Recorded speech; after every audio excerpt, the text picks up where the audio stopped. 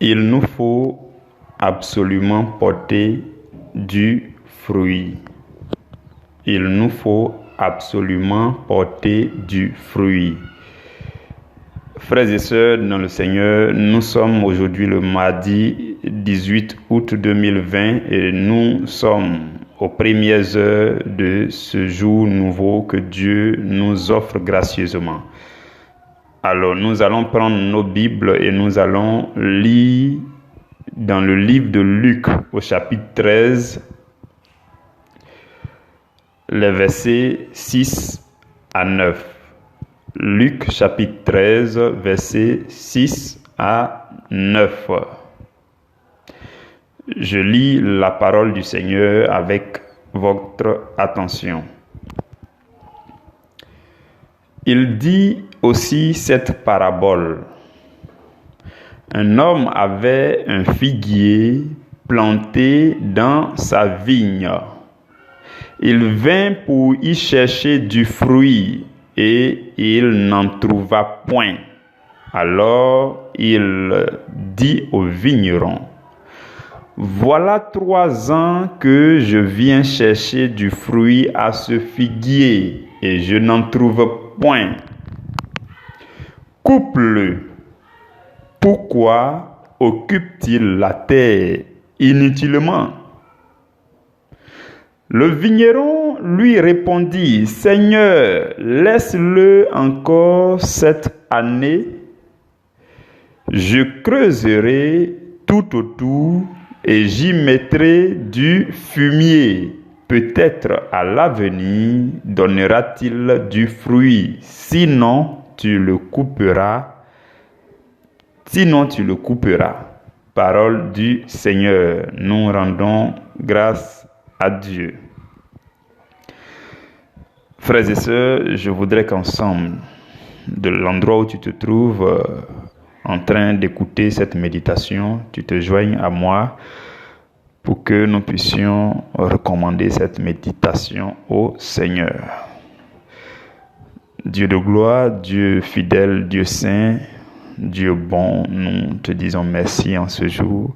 Je te donne toute la gloire pour la vie de chacun de nous, pour la vie de mon frère, pour la vie de ma sœur qui s'est joint à ce moment de méditation et qui est en train de prêter oreille avec diligence pour saisir tout ce que tu veux nous communiquer.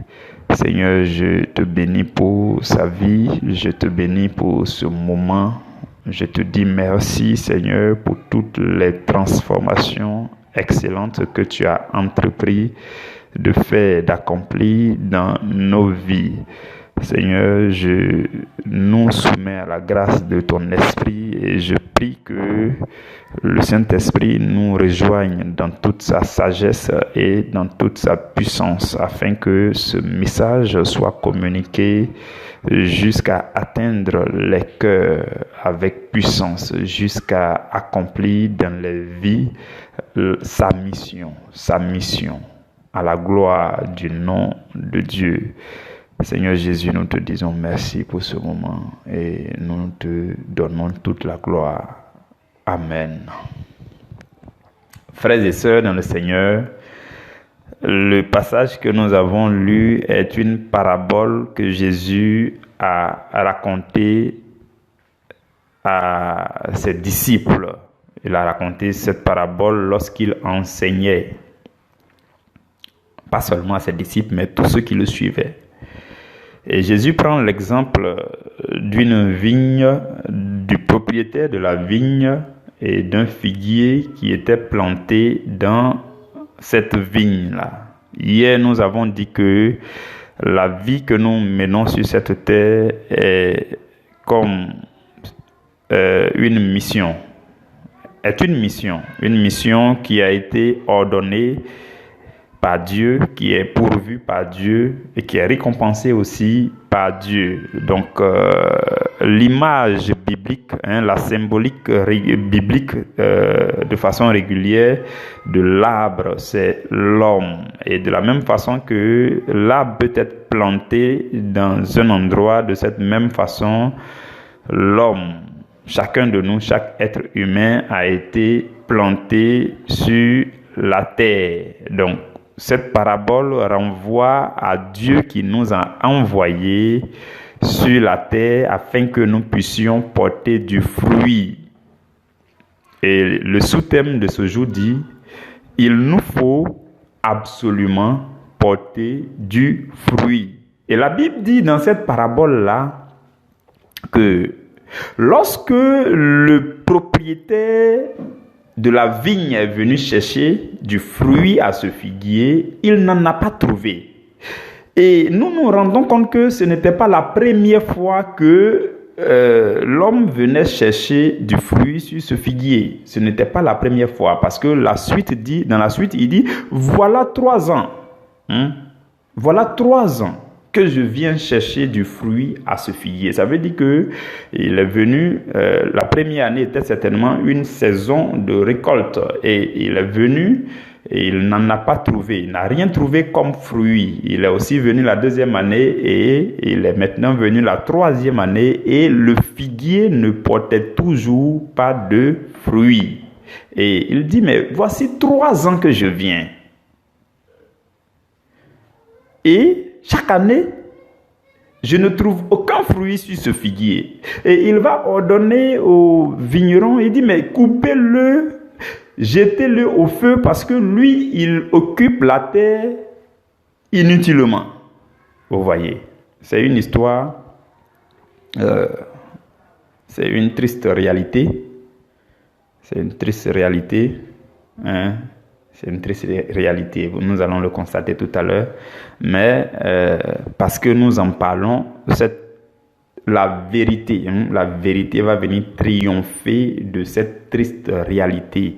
Si quelqu'un parmi nous vivait cette réalité, c'est-à-dire qu'il ne portait pas du fruit, la vérité qui est en train d'être prêchée va l'affranchir de cette situation.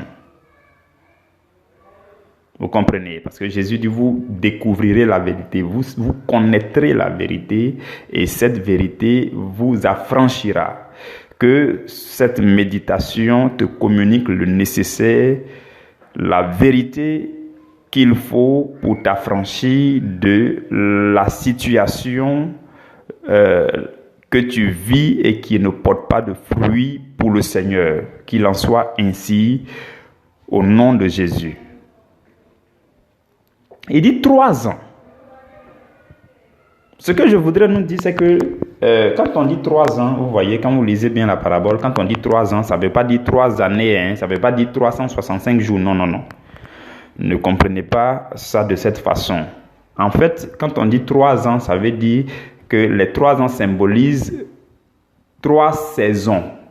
Vous voyez, voilà, c'est comme 3 saisons de réveil. 3 saisons d'opportunités pour porter du fruit. 3 saisons d'interpellation.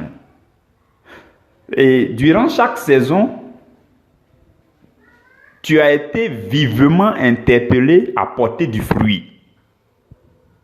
Durant chaque saison, tu as entendu des messages de réveil pour t'interpeller, pour te réveiller, pour que tu te lèves et que tu portes du fruit. Et il y a comme ça 3 saisons dans la vie de chaque homme. C'est-à-dire que Dieu nous donne une première opportunité. Ça peut durer des années, ça peut être une période de 2, 3, 4, 5 ans. C'est une saison. Durant cette saison, vous allez remarquer que chacun de vos proches vont vous interpeller à vous réveiller. Ce sont des saisons de réveil. Donc, chacun de vos proches, des gens vous allez entendre des paroles qui vous interpellent régulièrement. Maintenant, si vous vous endurcissez, la première saison va passer. Vous allez entrer dans une deuxième saison. Durant cette deuxième saison, les gens vont encore vous parler. Vous allez entendre des prédications ici, vous allez entendre des paroles ici, même sur les réseaux sociaux, tous les messages que vous allez voir, c'est comme si ces messages-là attirent votre attention pour dire non, arrête ce que tu es en train de faire, tu t'es trop stagné, tu es trop resté immobile, il faut que tu te lèves et réveille-toi. Donc, ce sont des saisons, vous voyez, ces 3 grandes saisons dans la vie de chacun, et durant chacune de ces saisons, Dieu ne fait que vous interpeller, pour vous dire, je t'ai envoyé sur la terre pour que tu portes du fruit, pour que tu travailles pour moi, et tu ne fais rien. Je t'envoie première saison de réveil, je vais t'interpeller. Telle personne va venir te parler, tel oncle va te parler, chacun va te parler, tes amis vont te parler, de façon indirecte ou directe, des gens vont t'interpeller, ça sera ta première saison. Ensuite, si tu continues à t'endurcir, si tu continues à ne pas bouger, Dieu dans sa grande bonté, dans sa miséricorde, il va t'envoyer une deuxième saison. Et là, les gens vont encore t'interpeller dans une autre dimension, de façon un peu plus vive et récurrente,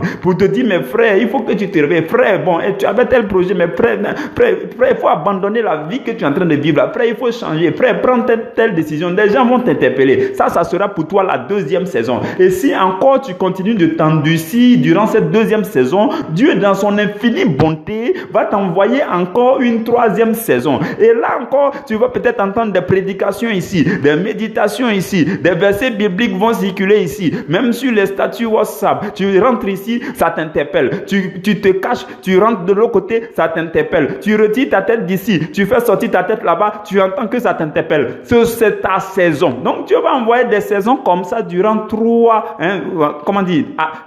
reprises, jusqu'à 3 fois. C'est ce que symbolise les 3 ans dans la parabole que nous venons de lire. Donc, quand vous regardez dans cette vie, dans votre vie, il y a des grandes saisons comme ça d'interpellation. On appelle ça les saisons de réveil. La saison elle-même, tout ce qui est dans cette saison, tout ce que tu vis durant cette période, ces nombres d'années-là, t'interpelle à te réveiller, à te ressaisir, à te retrouver. Vous voyez, ce sont des saisons de réveil. Maintenant, ce qui arrive, c'est que malheureusement, il y a des personnes qui traversent les 3 saisons sans se réveiller, sans porter de fruits. C'est vraiment triste.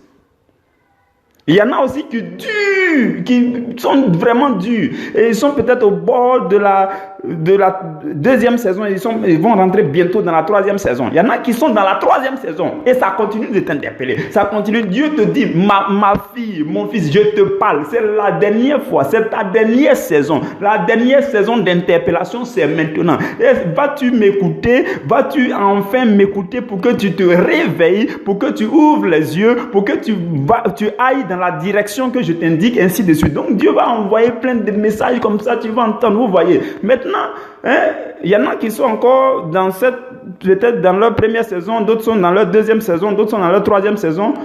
Et chaque année, Dieu vient pour vérifier si tu t'es ressaisi, si tu as accepté. Et quand il vient, il veut du fruit, il n'en trouve pas. Ok, première année, il s'en va. 2e année, il vient, il veut du fruit, il n'en trouve pas. 3e année, il vient, il dit, coupez-le. À la fin de la 3e année, quand il vient, il dit, coupez-le. Ça fait longtemps qu'on l'interpelle. Peut-être ça fait 30 ans de ta vie, 40 ans, 50 ans de ta vie. On ne fait que t'interpeller. Tu ne fais que entendre le message. Peut-être pour toi là-même, tu as déjà passé tes 3 saisons-là, tu n'as que 30 ans.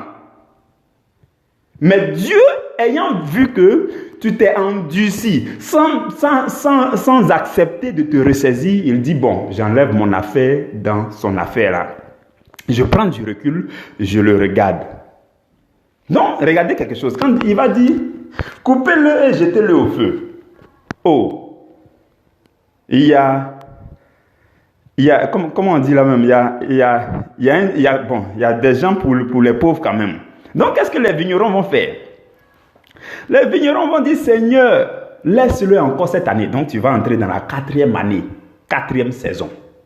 Les vignerons disent, laisse-le encore. C'est vrai, il a raté les 3 premières années pour porter du fruit, pour se réveiller, pour que sa vie porte du fruit à la gloire de ton nom. C'est vrai, il a raté ces 3 saisons. Seigneur, laisse-le encore entrer dans une 4e saison. Mais cette fois-ci, nous allons, oh Seigneur, nous allons tout faire. Vous voyez. Donc Dieu vous interpelle, vous interpelle, vous interpelle. Un peu comme l'histoire de Jonas. Vous voyez, quand Dieu vous interpelle, vous vous endurcissez là. La première saison, ça peut être un peu léger. Deuxième saison, Dieu commence à être un peu dur. Troisième saison, Dieu risque de frapper autour de vous. Si vous ne répondez pas, Dieu risque de frapper ou bien de détruire ceux avec qui vous êtes dans le même bateau. Souvenez-vous de Jonas. Jonas est parti monter dans le bateau des gens là. Les pauvres, ils ont souffert cadeau. Donc, Dieu peut être dur avec vous au fur et à mesure que les saisons passent. Maintenant, quand vous êtes entêté, Dieu dit, ok, bon, coupez-le, jetez-le au feu. Mais, ce qui va se passer, c'est qu'il y a ce qu'on appelle l'intercession des ouvriers, l'intercession des hommes de Dieu, l'intercession des serviteurs de Dieu. Donc, toi, tu y rentres dans la 4e saison. Dieu, il a déjà déclaré, il dit, coupez-le, jetez-le au feu. Maintenant, ce qui fait que tu continues à subsister, c'est que c'est l'intercession des ouvriers de Dieu. Parce que les vignerons ils ont dit, oh, pardon, laisse-le encore cette année-là. Laisse-le encore cette saison, cette 4e saison-là. Nous, on va creuser autour de lui. On va mettre du fumier. Du fumier, là, ça veut dire des engrais. Vous voyez, non, c'est comme des engrais. On va creuser, on va mettre engrais, on va mettre fumier. Et puis là, blanc, en tout cas, nous, on va tout faire pour qu'il porte du fruit. Ça, c'est l'intercession des serviteurs de Dieu. Toi qui t'endurcis, laisse-moi te dire, il y a quelqu'un qui prie pour toi. C'est à cause de ça. En tout cas, si tu as déjà traversé tes 3 saisons et que tu continues d'endurcir et que les choses sont de plus en plus difficiles, ça veut dire que tu ne subsistes que par l'intercession des vignerons, des ouvriers de Dieu, des serviteurs de Dieu, les gens qui prient jour et nuit là. Quand ils prient là, ils mettent ton cas là-dedans aussi. C'est ce qui fait que tu subsistes. Ça, c'est ce que les vignerons ont fait. Sinon, le maître, lui, il a déjà dit couper le jeter au feu. Moi, il lui a donné 3 saisons d'opportunité pour qu'il se réveille, il ne se réveille pas. Vous comprenez? Donc, l'intercession des ouvriers. Parce que les hommes de Dieu, les serviteurs sont des ouvriers, sont des ouvriers de Dieu qui travaillent dans la vigne de Dieu. Quand vous lisez 1 Corinthiens chapitre 3, verset 9, là-bas, Paul dit que nous sommes des ouvriers avec Dieu. Non, ici, il dit nous sommes des ouvriers avec Dieu et vous êtes le champ de Dieu, l'édifice de Dieu. Donc, les serviteurs de Dieu, les hommes de Dieu, les ministres, tous ceux qui prient jour et nuit, tous ceux qui font l'œuvre de Dieu, à cause de leur prière ou alors à cause des personnes que Dieu envoie pour vous enseigner encore la parole, pour vous affermir encore, pour vous réveiller encore. À cause de tout cela, c'est ça qui représente, vous voyez, c'est ça qui représente le fumier, creuser autour de lui et puis mettre du fumier. Et puis ils disent, maître, oh, s'il te plaît, attends encore cette année. Maintenant, vous allez remarquer curieusement que le maître n'a plus répondu. Ah, ça c'est dangereux. C'est vraiment dangereux. Quand vous lisez jusqu'au verset 9, après le verset 9, il n'y a plus rien. On dit, le vigneron a dit, maître, laisse-le encore cette année, je creuserai autour de lui et j'y mettrai du fumier. Peut-être à l'avenir, donnera-t-il du fruit. Sinon, tu le couperas. Quand le vigneron a fini de parler, le maître n'a plus parlé. Ça, c'est dangereux. Ça veut dire que tout peut arriver. Ah oui, ça, c'est très dangereux. Le maître aurait pu répondre pour dire, ok, j'ai compris, il va entrer dans la 4e saison d'interpellation, je suis d'accord, j'attends jusqu'à la fin de la 4e année. Le maître n'a rien dit. La suite du verset là, ça parle d'autre chose. Quand vous lisez le verset 10, ça parle d'autre chose. Ça veut dire que le maître n'a pas donné son opinion. Tout peut arriver. Donc, si tu penses, tu sens comme si tu as traversé plusieurs saisons d'interpellation où on t'a parlé, on t'a reparlé, on t'a reparlé pour que tu te réveilles, pour que tu fasses l'impossible, pour que ta vie puisse éclore, pour que ta vie puisse impacter, pour que vous voyez. Donc, si tu sens qu'on t'a tellement interpellé, mais tu continues de faire, d'aller là où tu t'en vas, tu continues de faire ce que tu fais. Si tu sens ça, laisse-moi te dire que les vignerons là, c'est à cause de leur intercession que tu subsistes. Mais comme eux aussi, ils intercèdent toujours, mais la partie dangereuse, c'est que le maître n'a plus rien dit. Le maître n'a plus rien dit. On ne sait pas à quel moment le maître va venir dire coupez-le, je m'en fous de votre fumier. Peut-être le maître va venir dire ça un jour. Jésus n'a rien dit à la fin. Vous comprenez? C'est ça la partie la plus dangereuse. Vous comprenez, mes frères et mes sœurs? Donc, c'est cette triste réalité que nous vivons souvent. Maintenant, ce que je veux dire, c'est que la suite de notre méditation va concerner tous ceux-là qui traînent à répondre oui à l'interpellation de Dieu, plusieurs interpellations. Réveille-toi, arrête ce que tu es en train de faire. Ce que tu es en train de faire, ça ne plaît pas à Dieu. Souvent même, c'est le Saint-Esprit même qui te parle à l'intérieur de toi. Si tu es dans le cas, la suite de notre méditation te concerne. Si tu sens aussi que tu as traversé toutes les saisons d'interpellation, première saison, deuxième saison, troisième saison, tu es entré dans la quatrième saison, tu es concerné par la suite de notre message. Parce que nous allons parler de comment faire. Parce qu'il faut absolument que vous et moi, nous portions du fruit pour le Seigneur. Parce que Dieu nous envoie sur la terre pour porter du fruit à la gloire de son nom. Vous comprenez? Dans le livre de Jean, au chapitre 15, le verset 2 dit ceci. Jésus dit, tout sarment, là-bas, Jésus est représenté comme le tronc. Le tronc, ça veut dire le cep. Et puis, nous sommes représentés par les branches. Les branches, ça veut dire les sarments. Donc, au verset 2, il dit, tout sarment, toute branche de l'arbre. L'arbre, c'est Jésus. Le tronc de l'arbre, c'est Jésus. Et chacun de nous, vous et moi, nous sommes des branches. Donc, Jésus dit, toute branche, ou alors tout sarment qui est en moi et qui ne porte pas de fruit, Dieu le retranche. Et tout sarment qui porte du fruit, Dieu va l'émonder. Émonder, ça veut dire, il va venir te nettoyer, tout ça, vous voyez, nettoyer, enlever les herbes mortes, tout ça, pour que tu puisses encore porter beaucoup de fruits. Non, il dit, il l'émonde afin qu'il porte encore plus de fruits. Vous comprenez? Donc, ce que nous devons faire, c'est d'être en Jésus. Il dit tout sarment qui est en moi et qui ne porte pas de fruits. Bon, une chose est d'être en Jésus aussi. Parce qu'il dit tout sarment qui est en moi et qui ne porte pas de fruits. Ça veut dire que tous les sarments qui sont en lui ne portent pas de fruits. À remarquer ça, hein? Parce qu'il a mentionné le fait d'être retranché. Ça veut dire que si on parle de retranché, ça veut dire que tu étais d'abord en lui. Et puis, comme tu ne portes pas de fruits, on te retranche. Ça veut dire que tous ceux qui sont en Jésus ne portent pas forcément de fruits. Donc, il parle de ceux-là qui sont en lui et qui ne portent pas de fruits. Il dit, ils seront retranchés. Et ceux-là qui sont aussi en lui et qui portent du fruit, Dieu va venir pour les émonder, pour qu'ils portent beaucoup de fruits encore. Vous comprenez? Cela signifie qu'une chose est d'être en Jésus, mais ce n'est pas suffisant. On dit je suis en Christ, le frère en Christ, la sœur en Christ, ce n'est pas suffisant parce que dans le lot de tous ceux qui sont en Christ là, il y a une partie qui donne du fruit et Dieu vient les émonder pour donner beaucoup de fruits. Et il y a une autre partie qui ne donne pas de fruits et on les retranche. Vous comprenez? Maintenant, qu'est-ce qu'on doit faire face à tout cela? Parce que là, on risque d'être retranché.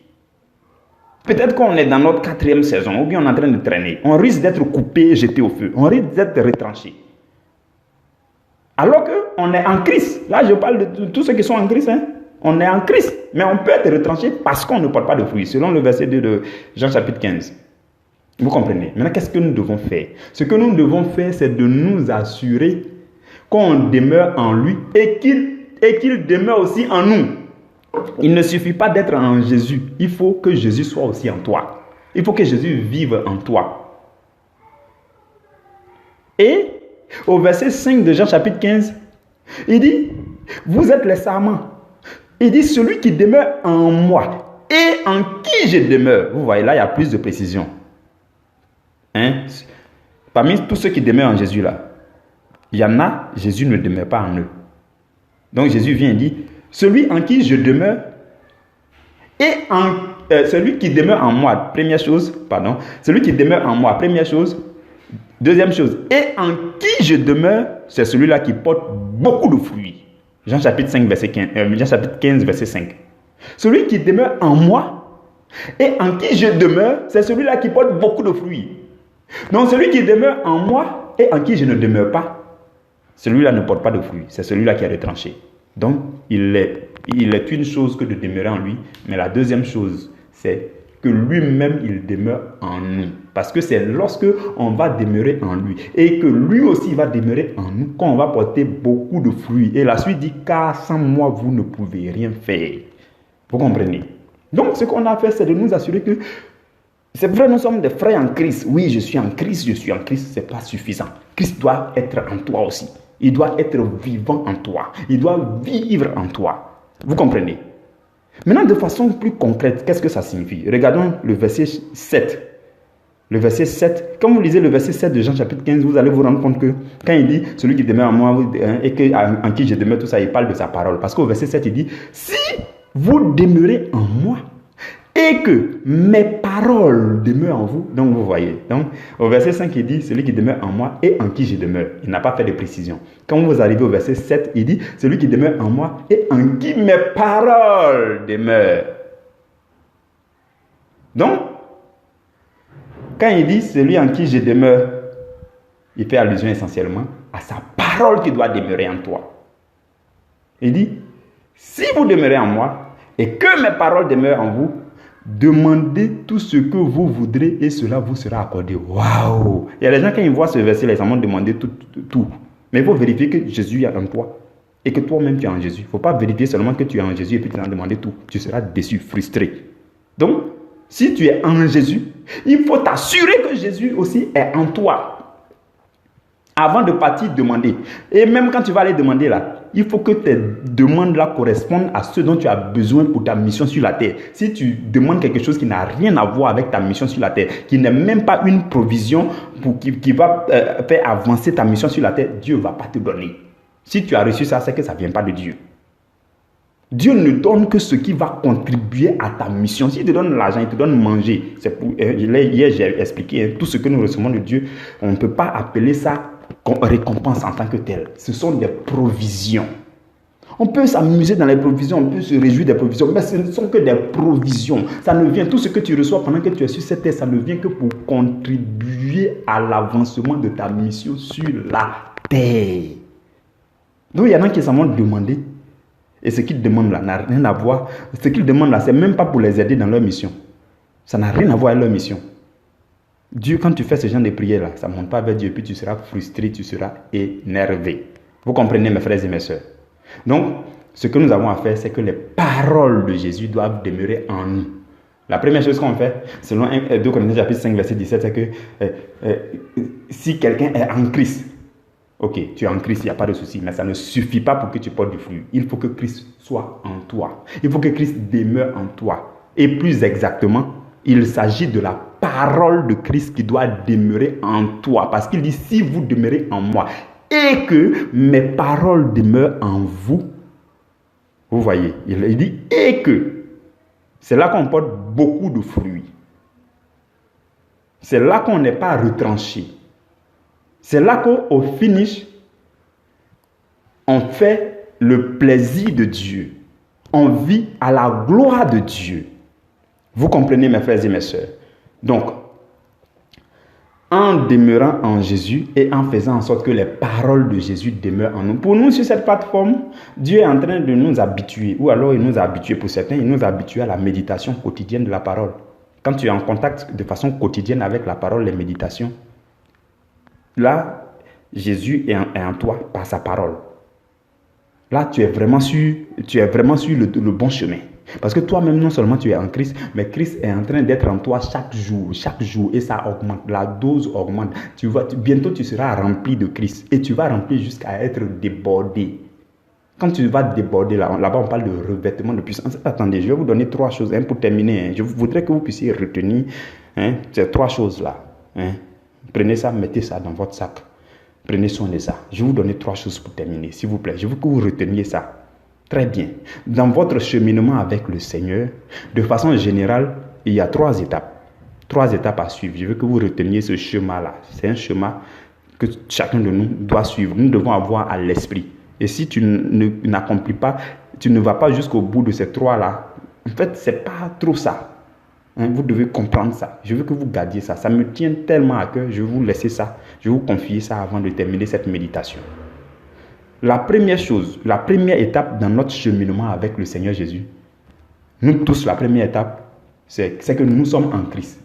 Donc nous, on est en Christ. On est venu à Jésus, on est en Christ, on est entré dans l'église, on dit, ah, celui-là, il est chrétien. Chrétien, pan-chrétien, catholique, chrétien, méthodiste, chrétien, baptiste, chrétien, évangélique, chrétien. Donc nous sommes en Christ. C'est la première étape. Mais ce n'est pas suffisant. Si tu restes à ce niveau, tu ne porteras jamais de fruits. En tout cas, si tu m'entends que tu es à ce niveau, tu dois comprendre pourquoi tu ne portes pas du fruit à la gloire de Dieu. Parce qu'il n'est pas suffisant d'être en Christ. Deuxième étape, c'est qu'il faut que Christ soit en nous. Oui, oui, oui. Et Christ est en nous à travers sa parole. Hein? Et celui qui nous enseigne la parole de Christ, là, la Bible l'appelle l'onction intérieure. Quand vous lisez le livre de 1 Jean chapitre 2, le verset 27, là-bas, l'apôtre Jean dit, il dit, pour vous, l'onction que vous avez reçue de lui demeure en vous. Et vous n'avez pas besoin qu'on vous enseigne, mais comme son onction vous enseigne toutes choses, c'est l'onction de Dieu qui enseigne. Hein. Mes frères et mes soeurs, comprenez ces choses-là aussi. Quand vous entendez ma voix là, si vous vous concentrez sur le son de ma voix et puis ma personne là, vous ne serez pas enseigné. Mais il y a une voix spirituelle derrière ma voix qu'on appelle la voix du Saint-Esprit. C'est cette onction-là qui va entrer en vous, qui va vous enseigner toutes choses. En réalité, l'enseignement profond, les profondeurs, les révélations sont communiquées par la voix du Saint-Esprit, par l'onction. Et c'est l'onction intérieure qui enseigne tout le monde. Ce n'est pas un homme qui enseigne son camarade. Vous comprenez? Ce n'est même pas un homme qui enseigne son camarade. C'est Dieu lui-même qui enseigne. L'apôtre Jean dit, son onction que vous avez reçue, l'onction intérieure, c'est lui qui va vous enseigner la parole de Dieu. Donc, c'est là que Christ est en vous. Et Christ est en vous aussi à travers ce qu'on appelle les prémices de l'esprit. Quand vous lisez Romains chapitre 8, verset 23, la Bible parle des prémices de l'esprit. Les prémices de l'esprit que nous avons reçues. Vous voyez. Donc, quand vous entendez une méditation, vous entendez la parole de Dieu, vous écoutez, les prémices de l'esprit en vous vont vous communiquer, vont vous communiquer une force intérieure qui va vous pousser à développer en vous le fruit de l'esprit. Quand vous lisez Galates chapitre 5, verset 22, la Bible parle du fruit de l'esprit. Et là-bas, on cite 9 choses. L'amour, la joie, la paix, la patience, la maîtrise de soi, la bonté, la bienveillance. Ce sont ces choses-là que l'esprit vous aide à développer lorsque Christ est en vous. Deuxième étape, Christ en vous. Christ en vous à travers sa parole que l'onction vous enseigne et Christ continue d'être en vous lorsque vous développez le fruit de l'esprit. Et à cette étape-là, vous allez rester à cette étape. C'est comme quand on remplit un verre. On remplit un peu. Christ en vous là, ça dit que Christ, on te remplit avec Christ. Tu es comme un récipient, un verre. On te remplit avec Christ, jusqu'à ce que la parole et l'esprit te remplissent. C'est là qu'on parle d'être rempli de l'esprit. La Bible dit dans le livre d'Éphésiens, ne vous enivrez pas de vin, mais soyez remplis de l'esprit. Donc, c'est une question de processus jusqu'à ce que tu sois rempli. Et la troisième étape, c'est le revêtement. Parce que quand tu es rempli, il y a débordement. Quand il y a débordement, on parle de revêtement de puissance. C'est là que tu sais comment prier avec les armes spirituelles. C'est là que tu sais comment... c'est là que l'Esprit de Dieu se manifeste. Les dons de l'Esprit, tout ça. Vous voyez. Donc, c'est les 3 niveaux. Christ en nous. Nous en Christ. On est en Christ. Deuxième étape, jusqu'à être débordé. Jusqu'à être rempli, pardon. Et quand on est rempli, troisième étape, nous sommes revêtus de Christ. C'est le débordement. Que Dieu vous garde. Rendez-vous demain à la première heure.